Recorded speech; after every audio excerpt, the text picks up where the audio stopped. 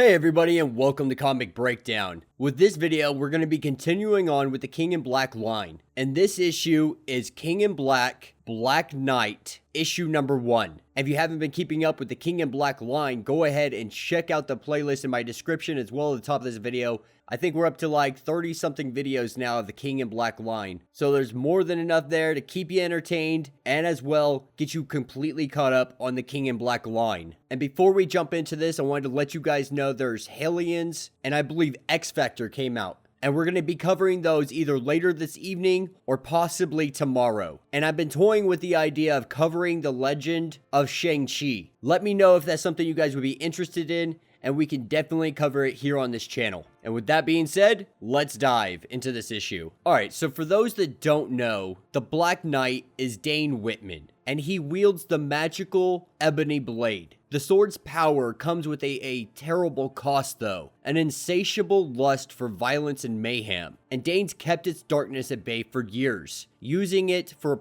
good, and as an Avenger and as a hero. And this is where we pick up with the Black Knight fighting one of these symbiote dragons. And as he sits here and battles with this dragon, we can see the rage and the lust, the war-hungry part of him come out. And he attacks full force, only for the dragon to get a good bite out of him. And he breaks loose, falling from the sky. And then it cuts back just a little bit to see how he got in this situation. And we pick up at Garrett Castle, and we see the arrival of Sir Percy of Scandia, and he's letting him know that there's some kind of evil out there, and that he needs to get up and go outside and look outside. All Avengers adjacent are being summoned to muster, and so they go outside and look to the sky, and immediately the Black Knight sees dragons and is ready to jump into battle. Jumping on his Pegasus, he heads to the sky with one thought on his mind: to kill. And that picks us up in our present situation. And the dragon has a hold of him, and he drives the Ebony Blade into the dragon, only for it to be able to connect to his mind and Knull see all of his past. He sees Merlin, he sees all the prior knights that held the sword, and he sees the danger this sword can hold against him.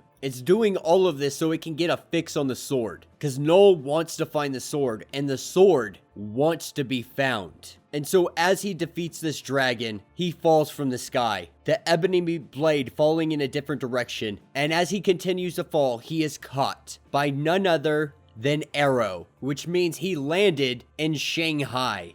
And AERO immediately recognizes who he is, because he's the guy that was fired from the Avengers because his sword makes him all murdery. And she's kind of happy to meet him because, you know, he's a big name. And he tries to dispute this and just say, you know, I'm on a quest, blah, blah, blah, blah.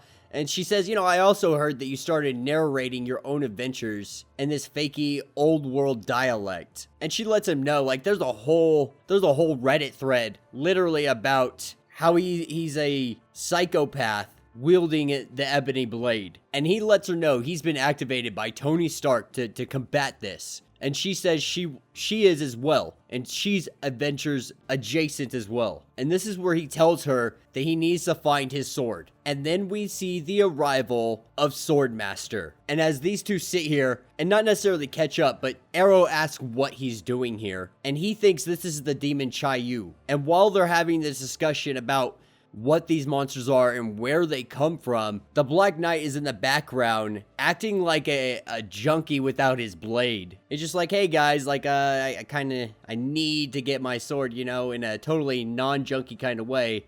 And you see him, he like, sometimes I can command it and it'll fly right into my hand. And he's sitting there in the background with his arm waved up. And he's just looking like a fool this entire time as his sword's not coming to him. And the whole time they're just looking at him like, wow, he really is crazy. But this is when Sword Master's sword goes to the Black Knight, because Sword Master doesn't want to fight this. Unless he's fighting Chai-Yu, he doesn't think he should be here. But the sword disagrees, and the sword won't leave his hand. And he tells him, I'll give you your sword back, you just gotta help me find mine. And so they make their way through the city, and a dragon goes to attack an old lady, and Sword Master steps in the way, with the Black Knight coming in and giving it a good cut to the neck. And then we see him start chopping and continuing. And the bloodlust is building and building and building. And by the time he's done, the symbiote dragon is literally in pieces, along with a car and parts of the wall nearby. And they say, you know, look how crazy you actually are. Like, it's not the sword. You're the one that's crazy. But he swears it's the curse. And the sword starts to get heavy in his hands, because the sword no longer wants to be in his hands. It's unchoosing him. And he drives it into the ground. And him and Swordmaster grab onto it. And this is where Knull, yet again, one of the symbiotes, grabs onto it and learns its history. Learns it's another star-forged item. Another world ender. That you guys can't possibly comprehend their power. And these two swords combined are ridiculously strong.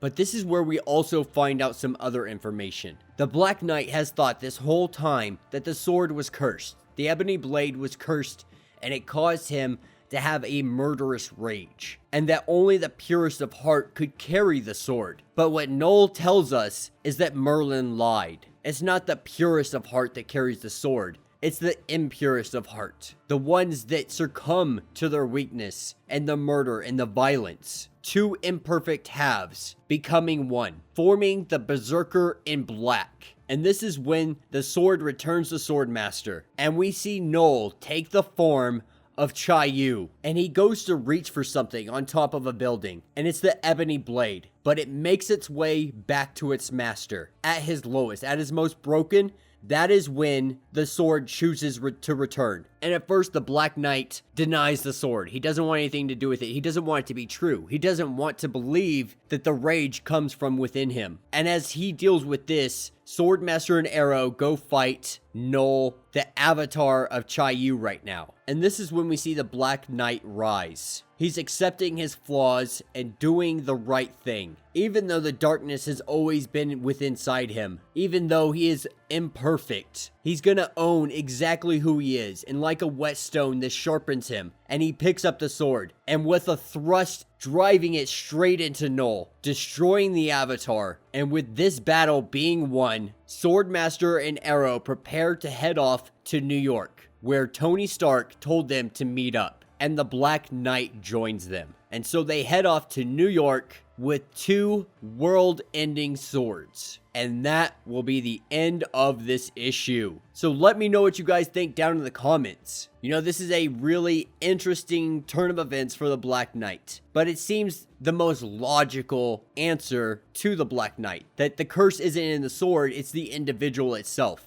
But now that he's accepted that, him and the sword can now become more powerful together. And so now he's going to be able to tap into the full potential of the Ebony Blade. And it's going to be really awesome seeing Swordmaster, AERO, along all of our other Avengers taking on Knull. But yeah, let me know what you guys think in the comments. If you have not yet, please do me a favor.